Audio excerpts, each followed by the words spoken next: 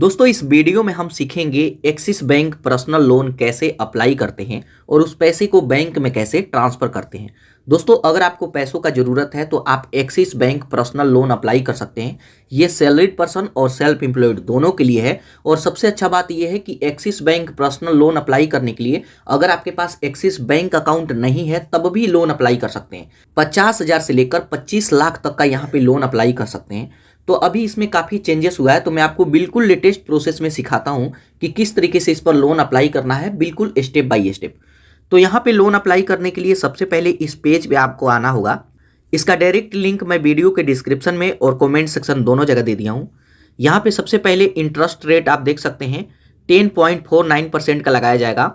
यहाँ पे 25 लाख तक का आप लोन ले सकते हैं, जो कि 100% डिजिटल प्रोसेस होगा। मतलब आपको बैंक में नहीं जाना है, जो काम है आप अपने मोबाइल पे ही कर सकते हैं।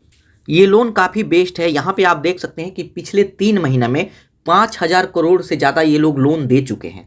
तो इस वीडियो में मैं आपको सिखाऊंगा कि किस तरीके से लोन अप्लाई करना है। तो सबसे पहले हम देखेंगे कि क्या आप सैलरीड पर्सन हैं या फिर सेल्फ एम्प्लॉयड है। तो जैसे मान लीजिए कि अगर हम सैलरीड पर्सन होते हैं तो सैलरीड पर्सन पर क्लिक करेंगे। अगर आप सेल्फ एम्प्लॉयड हैं तो सेल्फ एम्प्लॉयड पर क्लिक करेंगे। प्रोसेस सबका सेम होने वाला है, थोड़ा सा डिफरेंस होगा। तो यहाँ पे चलिए मैं सैलरीड पर्सन के लिए अप्लाई कर रहा हूँ। तो जस्ट यहाँ लोन फॉर सैलरीड पर क्लिक करेंगे। उसके बाद यहाँ पे हमसे पूछा जाता है कि सैलरी आपका कितना है, 25,000 है या फिर 25,000 से ज़्यादा है। चलिए मैं इस पर क्लिक करूँगा क्योंकि 25 से इनका ज़्यादा है जिनका मैं लोन अप्लाई करने वाला हूँ। अब उस पर क्लिक करते हैं तो कुछ इस तरीके का इंटरफेस आएगा। यहाँ पे आप अपना मोबाइल नंबर डालेंगे, यहाँ पे डेट ऑफ बर्थ डालेंगे, उसके बाद सेंड OTP। उसके बाद आपके नंबर पर 6 अंक का OTP आता है, OTP को यहाँ पे डालेंगे। उसके बाद लॉगिन। अब उस पर क्लिक करते हैं तो कुछ इस तरीके का इंटरफेस आएगा। यहाँ पर बताया जाता है कि किस तरीके से लोन आपको मिलेगा। यहाँ पे एक बात ध्यान रखिएगा कि आपके पास बैंक स्टेटमेंट होना चाहिए। अगर आप सैलरीड पर्सन है तो 6 मंथ का आपको बैंक स्टेटमेंट देना होगा और लास्ट मंथ का सैलरी स्लिप देना होगा, तभी जाकर के ये लोन मिलेगा। तो बैंकों से लोन लेते हैं तो काफ़ी सेफ एंड सिक्योर होते हैं, तो यहाँ पे आपको पूरा प्रूफ भी देना होता है, ठीक है। तो जस्ट यहाँ टर्म एंड कंडीशन है, इस दोनों को एक्सेप्ट करेंगे। उसके बाद कंटिन्यू पर क्लिक करेंगे।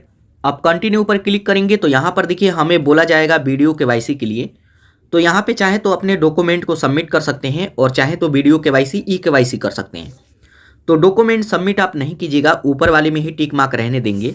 उसके बाद टर्म एंड कंडीशन को एक्सेप्ट करेंगे। उसके बाद सबमिट।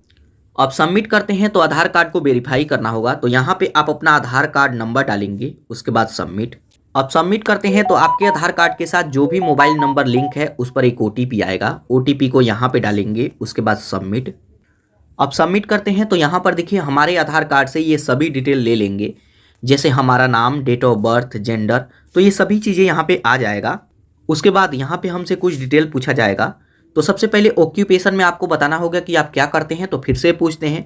तो जैसे मैं लोन अप्लाई कर रहा हूँ, वो सैलरीड पर्सन है, जॉब करते हैं, तो सैलरीड पर क्लिक करूँगा। उसके बाद यहाँ पे हमसे बैंक पूछेगा किस बैंक में सैलरी आता है। तो जैसे मैं आपको शुरू में ही बताया कि ज़रूरी नहीं है कि आपका अकाउंट एक्सिस बैंक में हो, तो यहाँ पे कोई भी बैंक आप सिलेक्ट करेंगे जिसमें आप पेमेंट लेते हैं। उसके बाद यहाँ पे हमसे पूछा जाएगा कि लास्ट मंथ आपका कितना सैलरी आया। तो जैसे 25,000 से ऊपर ही भरना है, तो जितना भी सैलरी है यहाँ पे ऐड करेंगे। यहाँ पे हमसे टोटल वर्क एक्सपीरियंस पूछा जाएगा, कितना समय से आप जॉब कर रहे हैं। उसके बाद यहाँ पे हमसे कंपनी का नेम पूछा जाएगा, किस कंपनी में जॉब करते हैं। उसके बाद एजुकेशन क्वालिफिकेशन में हमें बताना होता है कि आप कितना पढ़े लिखे हैं, तो आप अपने अकॉर्डिंग यहाँ पे सिलेक्ट कर सकते हैं जितना भी पढ़े हैं। उसके बाद टर्म एंड कंडीशन को एक्सेप्ट करेंगे। तो यहाँ पे ये सभी डिटेल ऐड करेंगे। उसके बाद कंफर्म। आप कंफर्म करते हैं तो यहाँ पर देखिए कॉन्ग्रेचुलेसन का मैसेज आ जाएगा और आपको जितना भी लोन मिलने वाला होगा वो यहाँ पे शो करेगा। तो यहाँ पर देखिए ज़्यादा से ज़्यादा 25 लाख तक का लोन ले सकते हैं। तो यहाँ पे 14,20,000 का लोन यहाँ पे अप्रूव हुआ है। तो यहाँ पे 5 लाख 7 लाख इजीली लोन मिल जाता है, क्योंकि हम बैंक से लोन ले रहे हैं और हमारा डॉक्यूमेंट भी मतलब प्रॉपर है। तो ये डॉक्यूमेंट पे ही डिपेंड करता है। अगर आपका डॉक्यूमेंट सही है तो आपको इजीली लोन मिल जाएगा।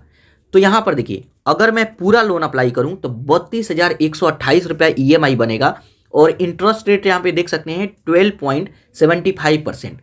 तो इंटरेस्ट रेट जैसे मैं शुरू में बताया कि 10% 11% का अराउंड है। तो यहाँ पे सिविल स्कोर पे भी डिपेंड करता है कि आपका सिविल स्कोर क्या है। तो सिविल स्कोर अगर पुअर होता है तो यहाँ पे आपका इंटरेस्ट थोड़ा सा हाई लगेगा। तो यहाँ पे अब आपको देखना होगा कि आप कितना लोन लेना चाहते हैं। तो यहाँ पे आप अपना लोन सेलेक्ट करेंगे, यहाँ पे 10 ओवर सेलेक्ट करेंगे और नीचे आप अपना प्रोसेसिंग फीस, स्टैम्प ड्यूटी, सभी चीज़ें देख सकते हैं। उसके बाद कंफर्म करेंगे। अब कंफर्म करते हैं तो यहाँ पे हमें कंपनी का डिटेल देना होगा। तो जैसे मैं आपको बताया कि मैं जिनका लोन अप्लाई कर रहा हूँ वो कंपनी में जॉब करते हैं, तो जिस भी कंपनी में जॉब करते हैं उस कंपनी का नेम, यहाँ पे जीमेल आईडी, उस कंपनी का building name, road name, landmark, pin code, city, state वगैरह डाल करके कंफर्म करेंगे। अब उस पर क्लिक करते हैं तो यहाँ पर देखिए जो भी हम जीमेल दिए हैं कंपनी का जीमेल आईडी, उस पर एक ओटीपी जाएगा, तो इसको डाल करके आपको कंफर्म करना होगा, तभी जाकर के लोन मिलेगा। मतलब ये कंपनी से वेरीफाई करते हैं कि ये बंदा इस कंपनी में जॉब करता है या नहीं। तो जो भी ओटीपी आया है उस ओटीपी को यहाँ पे डालेंगे, उसके बाद वेरीफाई। अब जीमेल आईडी को वेरीफाई करते हैं तो यहाँ पर देखिए हमारे लोन का सभी डिटेल आ जाएगा। जैसे मैं 2 लाख का लोन सिलेक्ट किया हूँ 60 मंथ के लिए यानी 5 साल के लिए, तो यहाँ पे आप अपना सभी डिटेल देख सकते हैं। अगर ये लोन लेना चाहते हैं तो कंटिन्यू पर क्लिक करेंगे। उसके बाद यहाँ पे हमसे बोला जाता है कि क्या आप लाइफ इंश्योरेंस लेना चाहते हैं। तो ये जरूरी नहीं है, अगर आप लेना चाहते हैं तो इसमें टिक मार्क लगाएंगे, अगर नहीं लेना चाहते तो इसको ऐसे ही खाली छोड़ देना है। उसके बाद कंटिन्यू पर क्लिक करेंगे। अब कंटिन्यू पर क्लिक करेंगे तो आपके आधार कार्ड के साथ जो भी नंबर लिंक है उस पर एक ओटीपी आएगा, उस ओटीपी को यहाँ पे डालेंगे। उसके बाद अवेल नाउ, अब उस पर क्लिक करते हैं तो यहाँ पर देखिए फाइनली कॉन्ग्रेचुलेसन का मैसेज आ गया और यहाँ पे जितना भी लोन हमारे बैंक में ट्रांसफर होगा वो यहाँ पे शो करेगा। जो भी प्रोसेसिंग फीस है, स्टाम्प ड्यूटी है, वो पैसा पहले ही कट हो जाता है। तो यहाँ पे देखिए बताया जाता है कि has been disbursed in your saving account, ending यहाँ पे बता रहा है कि कुछ ही देर में ये पैसा आपके बैंक में ट्रांसफर कर दिया जाएगा और एप्लीकेशन आईडी भी दे दिया गया है। इससे हम लोन को ट्रैक करते हैं कि हमारा लोन कितने देर में हमारे अकाउंट में मतलब क्रेडिट होगा। कई बार उसमें कोई इशू आ जाता है, टेक्निकल एरर आ जाता है, तो इसी आईडी को डाल करके उसको सॉल्व किया जाता है। तो यहाँ पे हमारा आईडी आ गया, यहाँ पे लोन अमाउंट। तो यहाँ पर देखिए बताया जाता है कि कुछ ही देर में ये पैसा आपके बैंक में ट्रांसफर कर दिया जाएगा। अब दोस्तों जब ये पैसा बैंक में आ जाएगा तब आप बैंक में भी जाकर के इमीडिएट चाहें तो कर सकते हैं, वरना ये फोर्स नहीं करते हैं कि आपको इमीडिएट करना पड़ेगा।